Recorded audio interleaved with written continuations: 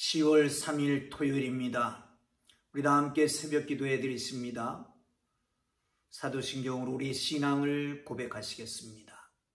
나는 전능하신 아버지 하나님, 천지의 창조주를 믿습니다. 나는 그의 유일하신 아들 우리 주 예수 그리스도를 믿습니다. 그는 성령으로 잉태되어 동정녀 마리아에게서 나시고 본디오 빌라도에게 고난을 받아 십자가에 못 박혀 죽으시고 장사된 지 사흘 만에 죽은 자 가운데서 다시 살아나셨으며 하늘에 오르시어 전능하신 아버지 하나님 우편에 앉아 계시다가 거기로부터 살아있는 자와 죽은 자를 심판하러 오십니다. 나는 성령을 믿으며 거룩한 공교회와 성도의 교제와 죄를 용서받는 것과 몸의 부활과 영생을 믿습니다. 아멘. 다 함께 찬송가 440장을 찬송드리십니다.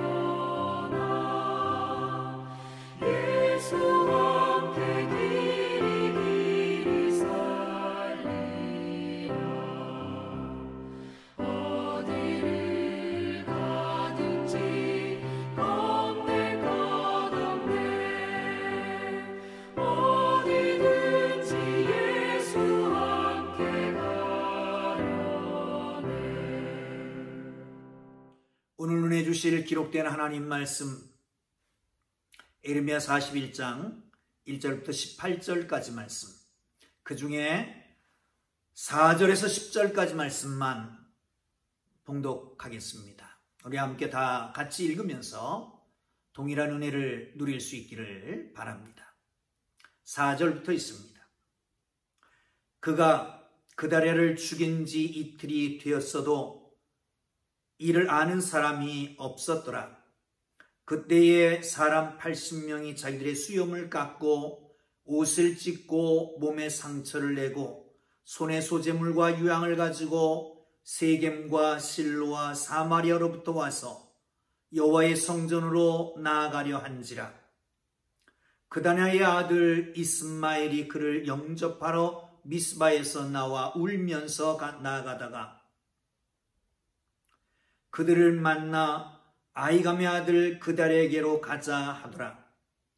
그들이 성읍 중앙에 있을 때에 그다냐의 아들 이스마엘이 자기와 함께 있던 사람들과 더불어 그들을 죽여 구덩이 가운데에 던진지라. 그들 중에 10사람은 이스마엘에게 이르기를 우리가 밀과 보리와 기름과 꿀을 밭에 감추었으니 우리를 죽이지 말라 하니 그가 그치고 그들을 그의 형제와 마찬가지로 죽이지 아니하였더라. 이스마엘이 그다랴에게 속한 사람들을 죽이고 그 시체를 던져 구덩이는 아사 왕이 이스라엘 바사 왕을 두려워하여 봤던 것이라. 그다냐의 아들 이스마엘이 그가 쳐 죽인 사람들을 시체를 거기에 채우고 미스바에 남아있는 왕들의 딸들과 모든 백성 곧 사령관 느부사라단이 아히감의 아들 그다랴에게 위임하였던 바 미스바에 남아있는 모든 백성을 이스마엘이 사로잡되 곧 느다냐의 아들 이스마엘이 그를 사로잡고 암몬 자손에게 가려고 떠나니라. 아멘. 할렐루야. 오늘도 하나님께서 함께 하시기를 주님 이름으로 축원합니다. 한가위 연휴가 계속되고 있습니다. 내일 모레 주일까지가 계속될 텐데 여러분 참 즐거운 행복한 한가위를 보내시고 있는 줄로 압니다. 그 넉넉한 한가위의 풍성함이 마음속에도 가득 채워지고 우리의 성품 속에 또한 우리의 이웃에게도 드러나고 나눔이 있기를 바랍니다. 그런데 오늘 본문은 좀 비극적인 이야기를 하고 있습니다. 요하난이라고 하는 사람이 그다랴에게 와서 당시 바벨론 왕이 세운 총독에게 와서 그러지요. 이스마엘을 주의해라. 그는 자객이다. 끝까지 믿었습니다. 그런데 믿는 도끼에 발등 찍힌 격이 되었습니다. 믿을 수밖에 없는 이유가 있습니다. 1절에 보면 왕의 존친, 종친이라고 말합니다. 그런가 하면 나아가서 그는 왕의 장관이기도 했습니다. 왕의 종친이요 왕의 장관입니다. 그런데 그가 배반할 리는 없을 거라고 생각했습니다. 그다랴가 초청한 식사 자리에 10명의 부하들과 함께 참여했다가 그다랴와 그리고 그 추종자들을 다 제거하고 그리고 바벨론의 군사들까지 다 죽이게 되지요. 이틀이 지났습니다. 순례하는 사람들이 왔는데 그들이 나와서 인사를 하고 그들을 안내한다고 그다랴에게 안내한다고 하다가 결국 그들도 다 죽입니다. 암몬으로 피해가고요. 요하난이 뒤에 추적해서 붙잡아가던 사람들을 빼앗아갖고 돌아옵니다. 그 이후에 문제가 생깁니다. 왜요? 저 바벨론 왕이 세운 그다랴를 죽였단 말이죠. 문책이 두렵습니다. 그래서 한 판은 암몬으로 이미 도망갔고 그리고 나머지 있는 사람들은 애굽으로 도망가려고 하는 참이다 라고 하는 게 오늘 본문의 내용입니다. 사랑하는 성도 여러분, 오늘 본문에 보면 이 이스마엘이라고 하는 사람이 왕의 종친이고 왕의 장관이었던 사람입니다. 식사 자리에 초대를 받았습니다. 그런데 거기서 난을 일으키는 거지요. 왕의 종친, 왕의 장관, 믿을 만한 사람이잖아요. 식사 자리에 초대했다라고 하는 말은 제일 가까운 사람은 잠자리를 가까이 같이 하고, 두 번째로 가까운 사람은 식사를 같이 한다고 그러잖아요. 그달에는 나름대로 가까운 사람이라고 생각해서 식사 자리에 초대한 겁니다. 그 자리에서 그달에도 죽고 추종자들 다 죽고, 그리고 바벨론의 군사들까지 다 죽이게 됩니다. 이 악한 사람들 조심해야지 됩니다.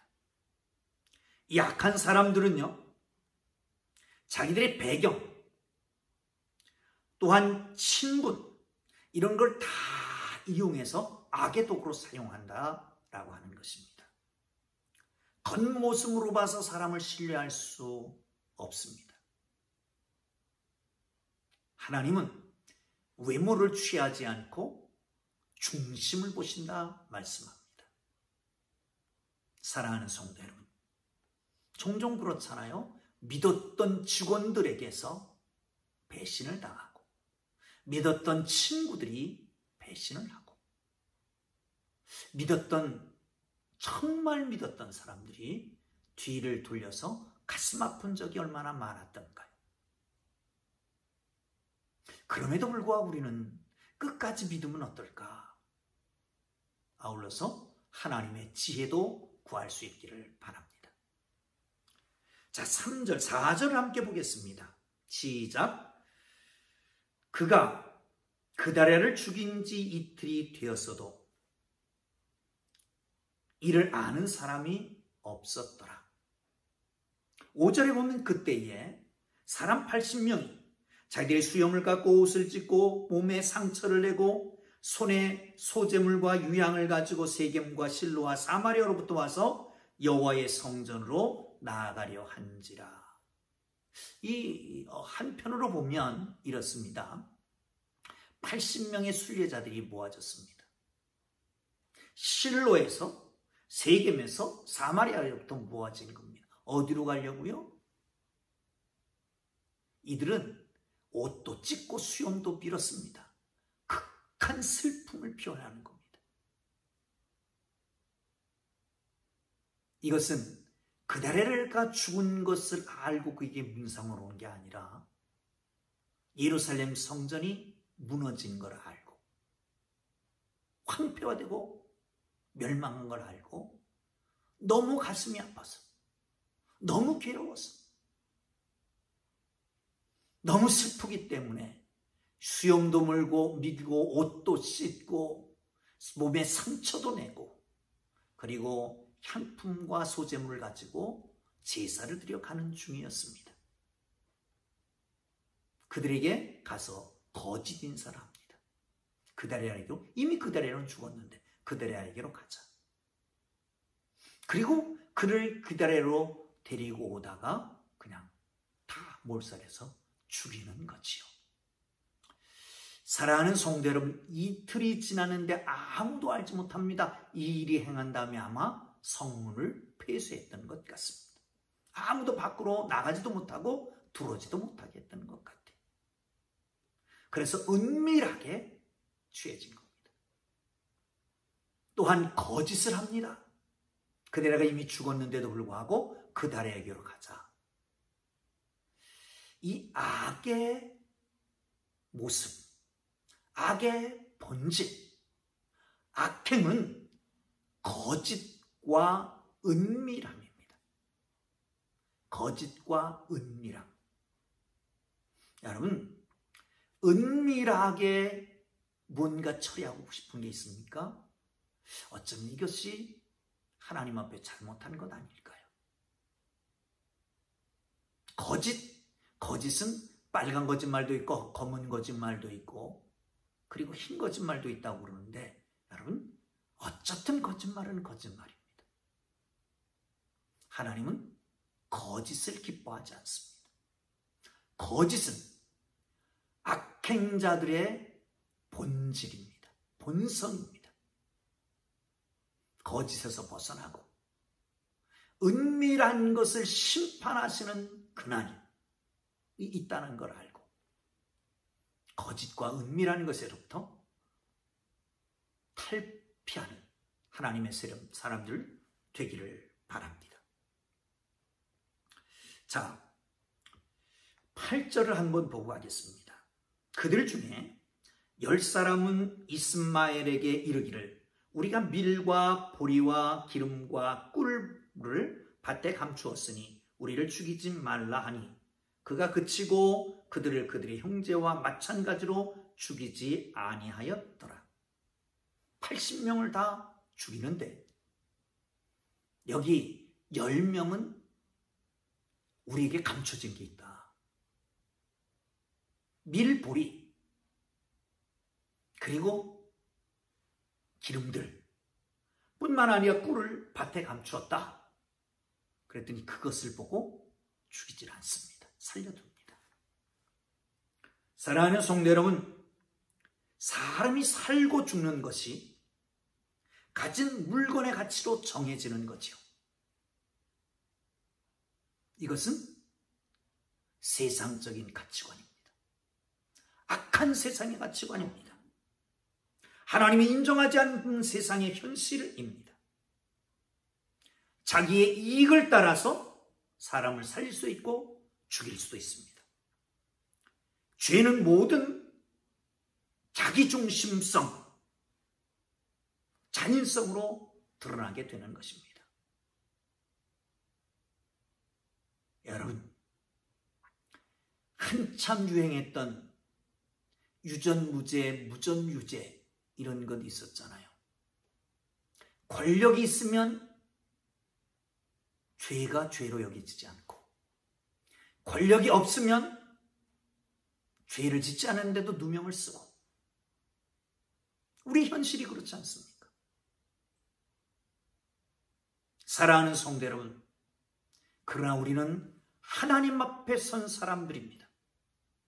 물질로 사람을 판단해도 안 되고 권력으로 사람을 판단해도 안 되고 물질과 권력 때문에 판단을 받으려고 해서도 아니 될 것입니다.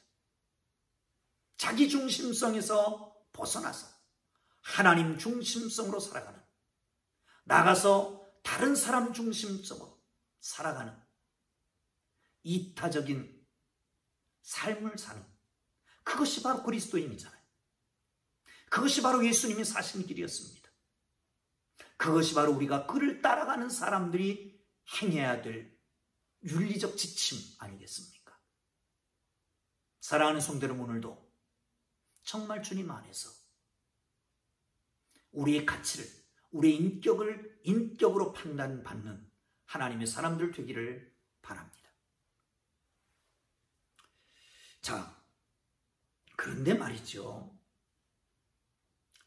8절에 보면, 9절에 보면 이스마엘 그다리아에 속한 사람들을 죽이고 그 시체를 던진 구덩이는 아사왕이 이스라엘 바사왕을 두려워하여 팠던 것이라. 그다리아의 아들 이스마엘이 그가 쳐 죽인 사람들을 시체를 거기에 채우고 묻어버린 겁니다. 유다가 북이스라엘 무서워서 에돔, 아람의 도움을 받아서 방공호를 판 거죠. 그런데 거기다가 죽은 사람을 다 겹겹이 싸서 넣고 그리고 메워 버리는 겁니다. 사랑하는 성도 여러분, 그렇습니다. 사람을 짐짝 취급하는 거예요. 사람을 물건 취급하는 거죠. 유다 나라가 망했는데도 불구하고 여전히 암몬 모압을 따라갑니다. 예레미야는 이 사건을 보면서 여기다가 기록하면서 하나님을 알고 하나님을 믿는 것이 종교적 선택으로만 끝나는 게 아니다. 마땅히 섬겨야 될 하나님을 섬기지 않는 게 되면 결국 잔인성, 비인격성의 지배를 받는 사람이 될 수밖에 없다는 겁니다. 사랑하는 성도 여러분, 그렇습니다. 결국은 세상은 그렇게 흘러가다가 주님이 재림하실 때에 망하게 되는 것이죠. 또 한 가지 기억하고 가야 됩니다. 14절을 함께 보겠습니다.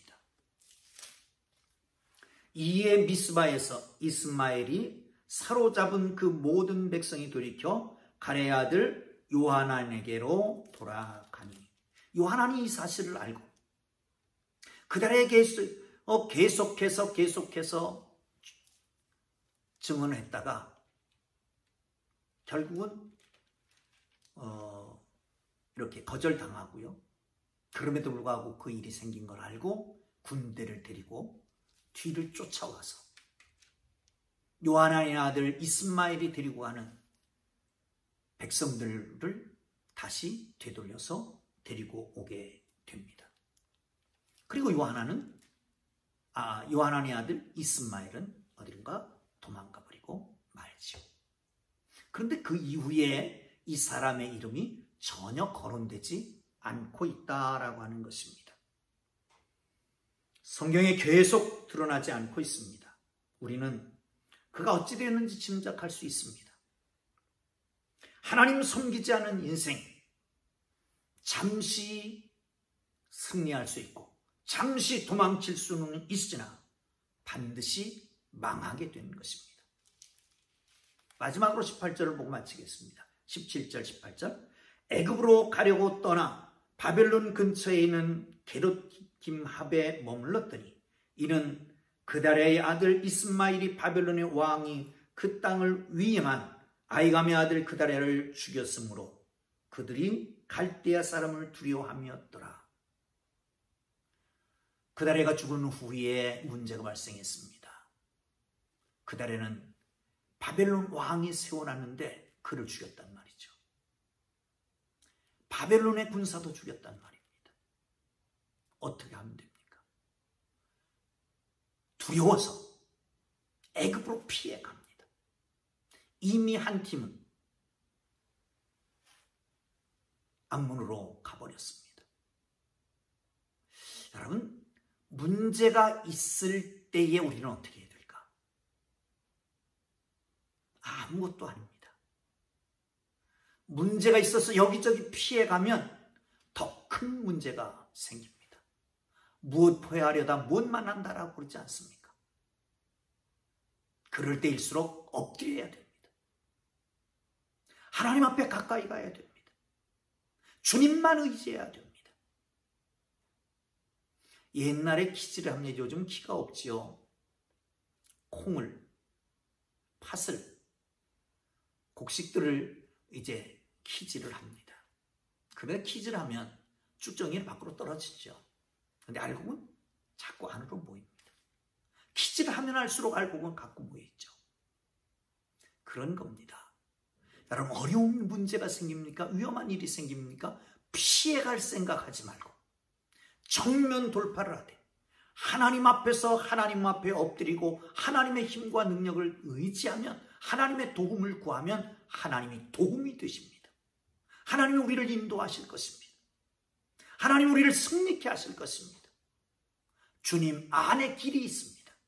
기도하겠습니다. 하나님 아버지, 비극 가운데서도 하나님의 뜻을 발견할 수 있도록 도와주시고 악한 자의 길을 따라가지 말고 정말 그 가운데서도 인격적이며